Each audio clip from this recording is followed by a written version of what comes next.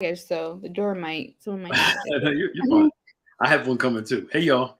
Hey guys, How's everybody doing? happy Monday.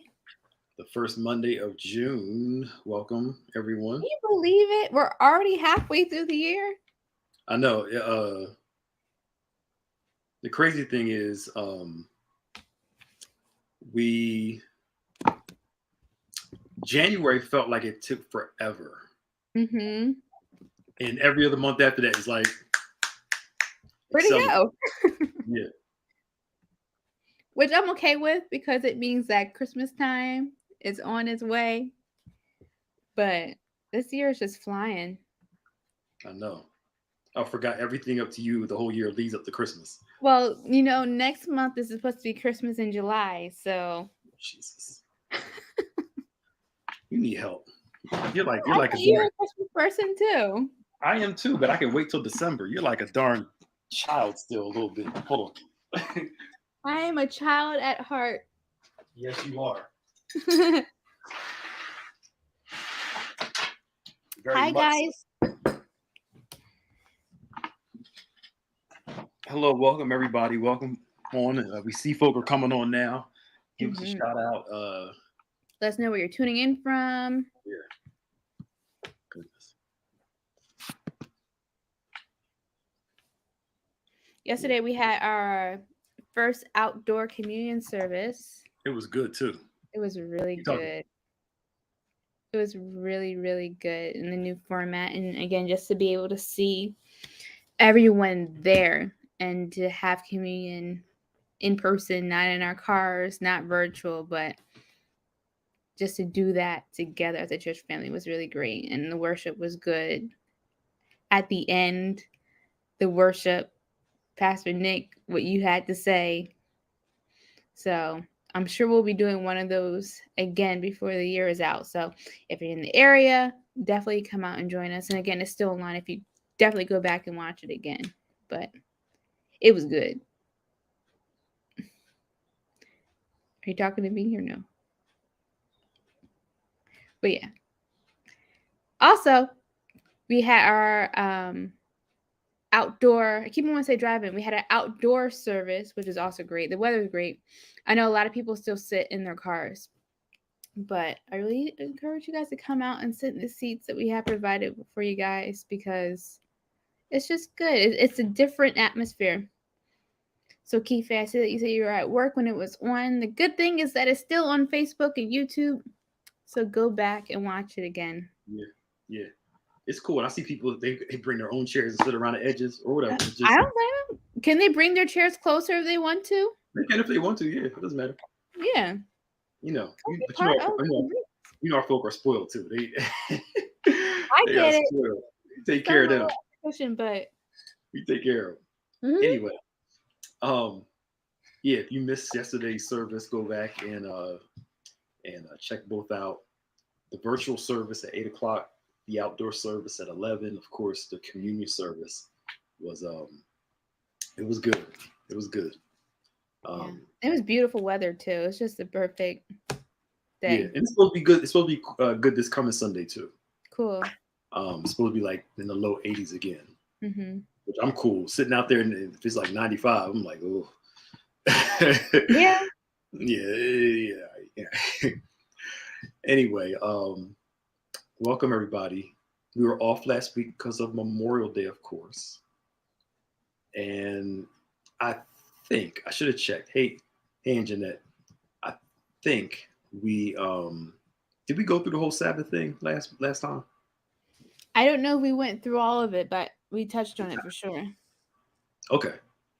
So anyway, we're going. May was Mental Health Awareness Month to help people with their mental health. We'll continue in discussion this month because uh, the struggles that people are having, just from life in general, and then Hmm. everything else that's going on in our world, uh, if you're not careful, can have a negative effect on your emotions and your Hmm. psyche. Um, and if you're not careful, uh, it will cause you to disconnect short patience, all that stuff. And Mm-hmm. it can slowly wear you down. And I'm finding people that don't even watch the news like that because they have to disconnect are Mm-hmm. still feeling the pressure from other things. Mm-hmm. Uh, and I think that learning how to deal with our mental health and our emotional health is absolutely important. And the Yeah. Bible really talks about, the Bible doesn't, I saw a clip yesterday, and it's something I've been saying to people for, this lady actually confirmed it more. I've been saying it for a while. Jesus, as a human being, went through the various emotions of being a human. Mm-hmm. You did not see him in the Garden of Gethsemane rebuking his fears, right? You didn't see him Yeah. rebuking his emotions. He Mm-hmm. processed them and went Yeah. through them. Your emotions are not demonic. Mm-hmm. Can the devil and demons play on your emotions? Sure, but they're not demonic in and of themselves.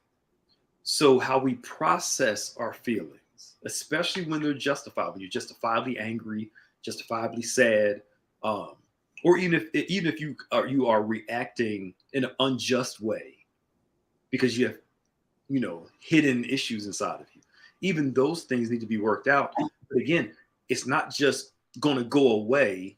We have to learn to process our feelings, process our thoughts, which is why they have like talk therapy and all that stuff like that. Yeah. And be able to work through them. But especially if you come from certain disciplines, you're taught to cast everything out rather than work through it. And then you wonder why it's not going anywhere because it's not meant to be cast out. It's not meant to rebuke. It's meant to be worked through, Yeah. processed by faith. Mm-hmm. And again, a lot of Christians um, been in church all my life. You see them struggling from uh, like repression because they're suppressing so much stuff. And we learn to shout over things, but we're still broken on the inside Yeah. because we want the quick fix rather than the real work that's required of actually working through what you're experiencing emotionally and psychologically. And that can be very scary. Yeah. That means you have to open yourself, expose yourself, trust somebody else with it, you Mm-hmm. know, the dirt that you're ashamed of. And, it's a lot of work Yeah, to for be able to do sure. that. But healing is necessary. Mm-hmm. And I think the first step in that is first admitting to yourself that it's okay. And like you said, that what Jesus experiencing that was him in his humanity. So we all go through it. And I think that sometimes there's a stigma around mental health Mhm. because we have like these big label for things that are obviously okay, mental health, right? And Mhm. mental health issue, but we negate the quiet things that I'm sure we all go through. Mhm. Um, so yeah, definitely, like you said, having to acknowledge it is just the first step of actually making that progress of processing everything. Yeah. Yeah. And and look at scripture about Jesus, right? We might as well stay on him. I think we're supposed to be talking about Sabbath. I swear we talked about that. I'll check and see if we didn't talk about it. No, we talked about rest last time We did. Okay, I was about to say, okay. and just different ways to do that. All right, good. The Bible calls Jesus in Isaiah the man of sorrows. Mm-hmm. Hebrews says that he learned obedience by the things that he suffered. It Mm-hmm. doesn't mean that every day was suffering for Jesus. But what it means is for him to truly relate to us as humans, he had to go through human events, right? Mm-hmm.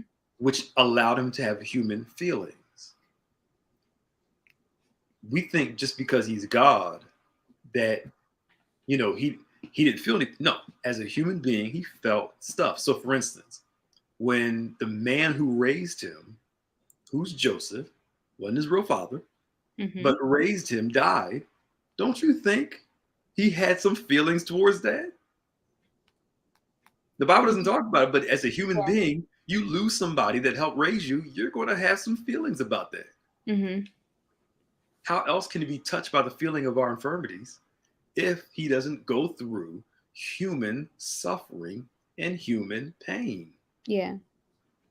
You No, know, because that's the excuse that when we're talking to other people, that's the excuse that we say, oh well, you haven't been through it, so you don't know.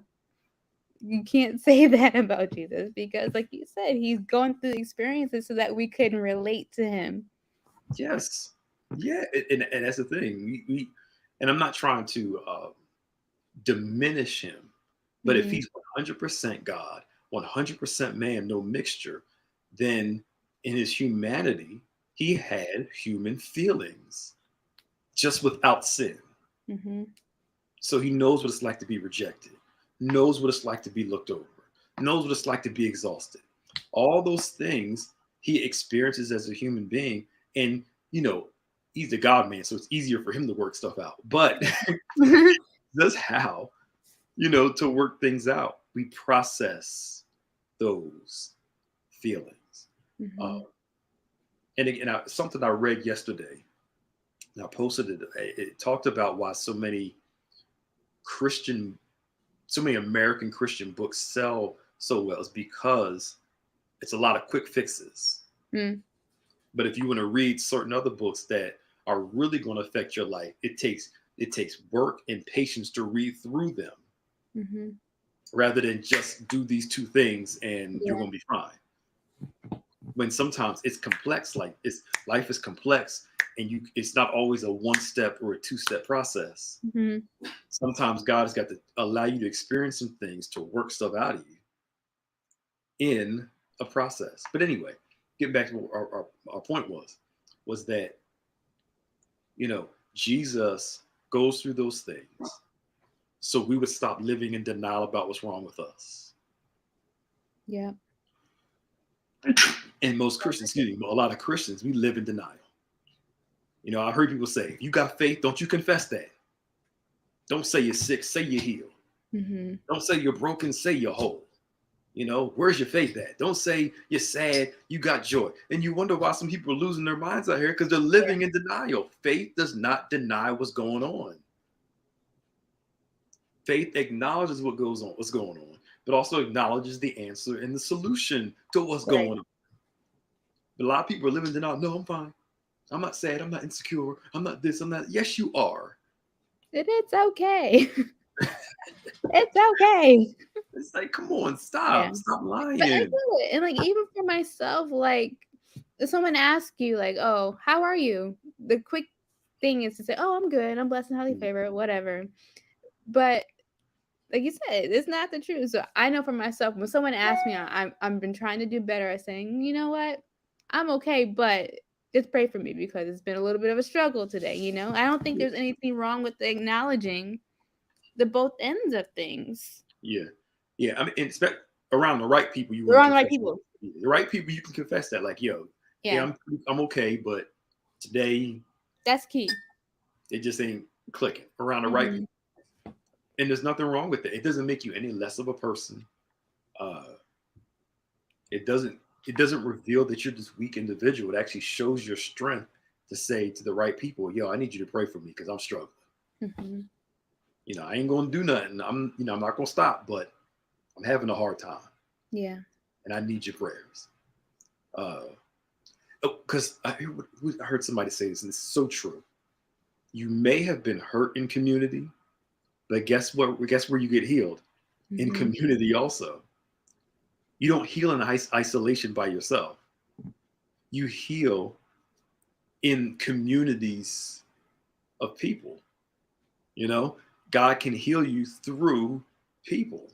Yeah. Um, and I think, a lot of us, we like to keep a lot of stuff to ourselves. We're very private, which I understand. Nothing wrong with that at all.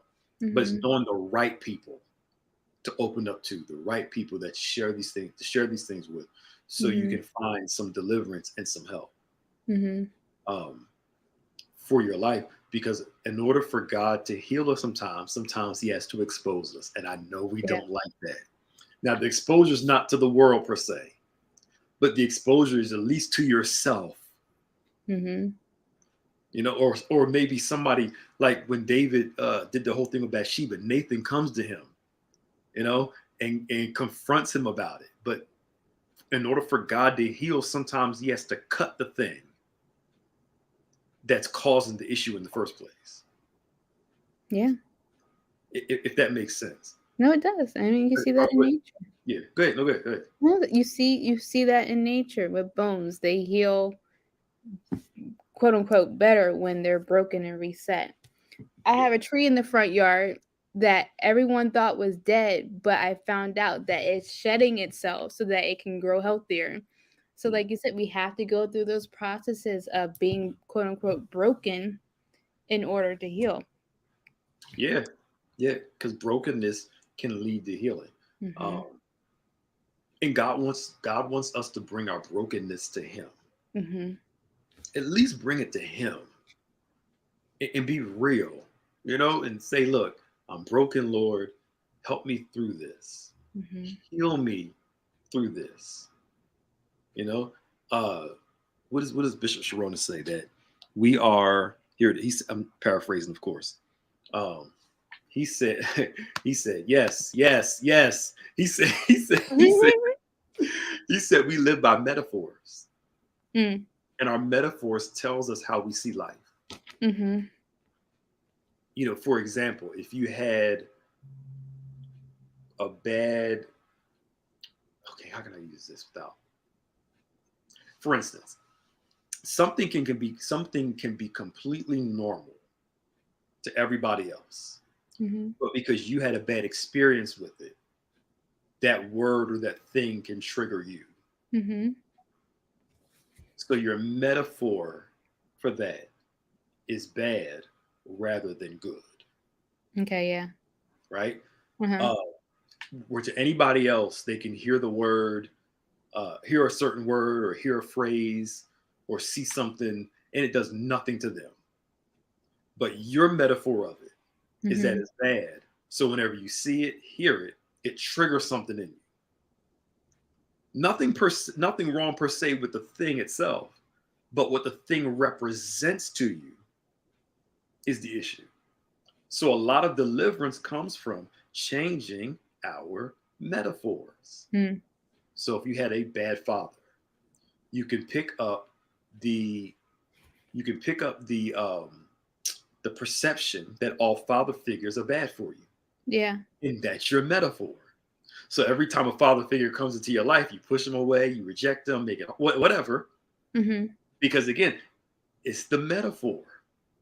All fathers are going to do is leave me. All fathers do is X, Y, and Z. All fathers so and so, so and so. Metaphors. I'm glad you brought up food. So you had a bad experience with food when you were young, I'm right? just trying to get the mashed potatoes though. Let's Continue. just think about this. You had a bad experience as a child with food. As an adult, you go through living your whole life not liking it because you had a bad experience. That's your metaphor. I didn't like Brussels sprouts as a child. I do now. Maya doesn't like any vegetables. I do I now. love Brussels sprouts. But again, your metaphor, your image of it, your picture of it is causing your reaction. Mm-hmm. Hope I said that right. That's kind of explained Yeah, somewhere that's along that true. line. I'm And it's sure I funny how explained it wrong, but somewhat it's along. funny how you let one what am I trying to say? Keep it on food. Mm. Like I don't like asparagus because one day my grandmother made asparagus and it was just gross for me. So one bad cook ruined asparagus for me and everybody in my household because no one's gonna eat it. But um, it's funny how you let one bad person ruin it for you. You Yes. know. Yep. Yeah, and that's your perception. And when Hmm. reality is asparagus cooked right is very You good. might like it. I don't know, but You should try something. But see, black people have a tendency to cook stuff to mush. You have to and try yeah. asparagus where it's a little more crunchy, Hmm. where it's not cooked down to where it's all soft and it's actually very good. Um, Helen, you and this German chocolate cake. But for instance, there are some things we will just categorically not like. Like I probably will never like chitlins. I tried them, I won't like them. It's just not. Mm, Uh, but you were surprised how much you miss out on because again, again, those darn metaphors. yeah. So the question we have to ask ourselves is what metaphors we live by. What's my metaphors? What's my story? Hmm. I'm rejected. Nobody likes me. Mine's so crazy. You know what? We find it hard for us to accept things about us, so we don't believe when other people are okay with it. Hmm. So because we don't like it, obviously you don't like the same thing. Yep. You And the project person's that. like, I'm fine with it. Yeah. I'm okay with it. I know your feet are big. It's okay. Hmm. I'm not calling anybody. I'm just using this as an example. Yeah. My feet are so big. I know your feet are big. It's fine. But you can't like me because of my feet if you don't stop. Well, what's that saying too? There's a lid for every pot. Maybe he just like big feet. Right. Thank you. Exactly. Thank you. Your feet are fine. Maybe Yeah. But you know what happens though? If you keep drawing attention to what you don't drawing attention to what you don't like, Mhm. guess what happens? Mhm. The person will eventually look at you and say, you know what? Your feet really are big because you keep drawing attention to it. And you keep shaping this narrative around it. Mhm. So we use that like in jest, but the reality is, what are our metaphors about us? Yeah. How do we live our lives? What lens? There you go. Thank you, Lord. What lens do we live our life through? Mhm. How do we see our world? That's the question we got to ask ourselves today. And if you Yeah. want to know how you see your world, see how you react to it. That's really pay attention to your reactions. Yeah. You thought somebody didn't speak to you, maybe they didn't see you, and you go on this whole tizzy of they don't like me, they don't speak to me, and da da da da da. Maybe one of your metaphors is rejection, and Yeah. And I think that, causes for self-reflection too, because I don't think we sometimes stop to consider, okay, what am I doing to contribute? Like Mhm, I think people don't like me or they don't talk to me. Well, I'm not saying anything or I'm not making sure that my voice is being heard. So it kind of goes hand in hand. mhm. Absolutely, you're right. But that's a self-fulfilling prophecy. So they're not going to accept me. So I either don't say Yeah. anything, or I say too much, trying to force Mhm. them to accept me. So you go to the extreme. Mhm. You're extremely quiet, or you talk entirely too much. All Gotta with the find hope balance. that, yeah. But those metaphors, deliverance starts with acknowledgement. At least be aware. I struggle with accepting genuine love. I struggle with how I see myself. So I think other people won't like me also, or I don't think I'm as smart. So I assume people think I'm stupid. Mhm. Whatever it is. I was hurt by X, Y, and Z. So I assume everybody that looks like I remember working on a job with somebody, and person was just always real cantankerous to me, just real off towards me. And me and my brother were working on the same job, and I said, "Yo, what's up with so and so? Why I didn't do anything?"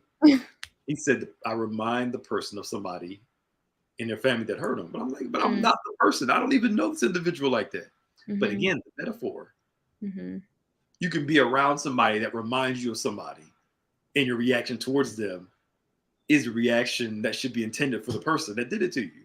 Yeah. But those metaphors. Hmm. Man. Let's take a little deeper then. Then watch this. We take those metaphors and put them on God. Mhm. So now we make God into the image of the people that we've experienced in life. Uh, And we don't say it. We don't realize it until somebody points it out. You're reacting to God like he's so and so, rather than God being God. mhm. And that could be reason why some of us struggle to believe God, because we equate him with people that we've experienced in life. I'm sorry, I've been talking a lot, Maya. Good. Sorry. No, I'm just taking it in. That's true. It is We true. we try to put our identities and the identities of people in our lives on God instead of us taking on his identity and what he has for us. Mm.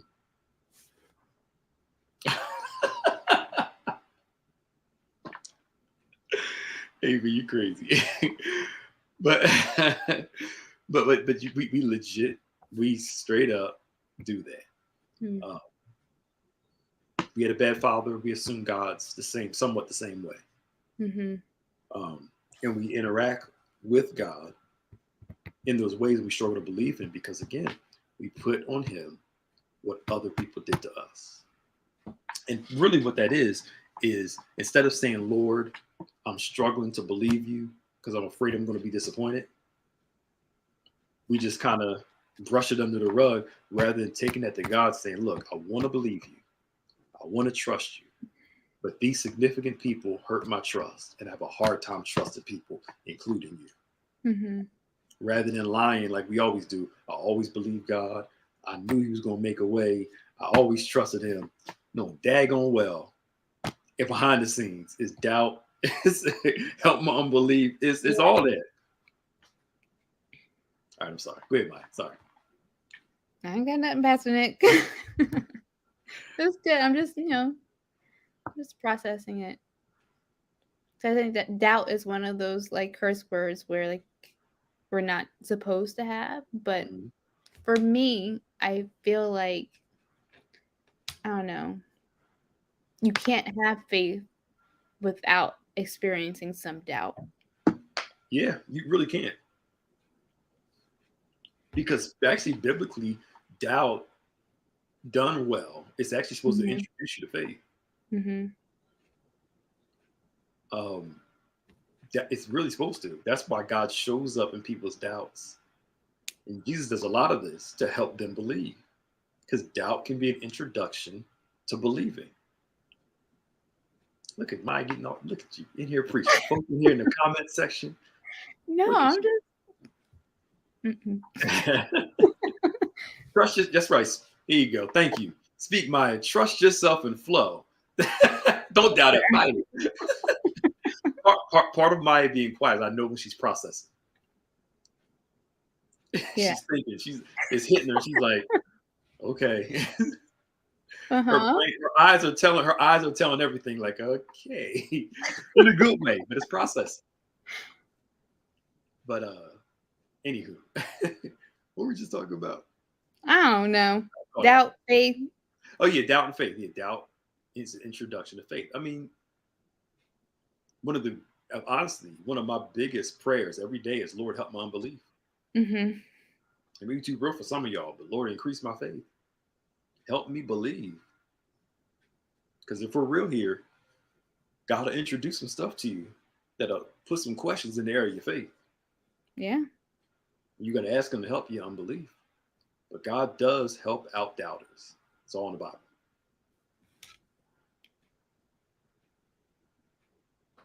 Yeah. I mean, you'd be surprised, Ava, I usually say this, whenever you see a child's behavior change drastically, something happened. Mm-hmm. It didn't come out of nowhere. Something happened. And as adults, most times we start looking at the result and not asking questions about why this child started acting like this. 9 times out of 10, something happened. Mm-hmm. And because they're children, they don't know how to process their feelings, their behavior, and they process it in certain ways that aren't healthy, or they process it in rebellion or acting up. Because again, most kids that age don't know how to share it, process it, they may be afraid, all that stuff. Angel, all that stuff. But usually when that 9 times out of 10, when I ask parents, go talk, you need to talk to your child, see what happened. Mm-hmm. Something happened. Something That's happened. a shame. They didn't come out the womb like that. You notice around, I'm not talking about the normal child rebellious type thing. I'm not talking about the normal, like some kids are just, every child goes through a rebellious time. They talk back, they want to figure, I'm talking about, Mm-hmm. you see like extreme differences or a process of moving to extreme differences. Something usually happens. You'd be surprised. And it doesn't have to be always something big. It could be something small happening. Yeah. An environment they're growing in, stuff they've seen growing up, and it produces this behavior. Yeah, right. It happens with adults too. You don't want to process it. It changes you. I think we get so caught up in the fruit that we miss fixing the nature. What happened in the nature to produce this fruit Yeah. because it's there. And you'd be surprised. Kids will tell you the truth if they feel trustful enough to say it. I saw this or I didn't like this, and just their minds are impressionable. Something happens and it just makes the adjustment. Yeah. All right, it's 12:30. I gotta get out of here. Yeah. That's Yeah. good talk, Pastor Nick. Yeah, I hope it was. Yeah, you're That's right. good. As adults, we usually think of something major had to happen, like something really big, and sometimes it does, and sometimes it's just they saw something that shaped them, or somebody said something that morphed them. Um, you know what we'll do next week, Samuel? At 12 o'clock, we'll talk about shame and vulnerability. That's going to be rough. Yeah, it is. Because being vulnerable is hard. Being vulnerable is very difficult. Extremely, because there's a fear that goes along with. There's a Mhm. fear and shame that goes with being vulnerable, and we want to cover up as much as we can because we're afraid of us seeing ourselves and afraid of other people seeing us too. Because we don't want them to look down on us when they see it, because we look Mhm. down on ourselves when we see it. Mhm. When the Bible says, if I'm correct, let me look it up now real quick. Uh, let me see. Before we go, make sure I'm on it before I quote it. Let me see. There you go. So in Genesis 3:7, it talks about their eyes were open and they knew they were naked and sewed fig leaves together. Here's the thing: their shame really wasn't about what they saw in the other person.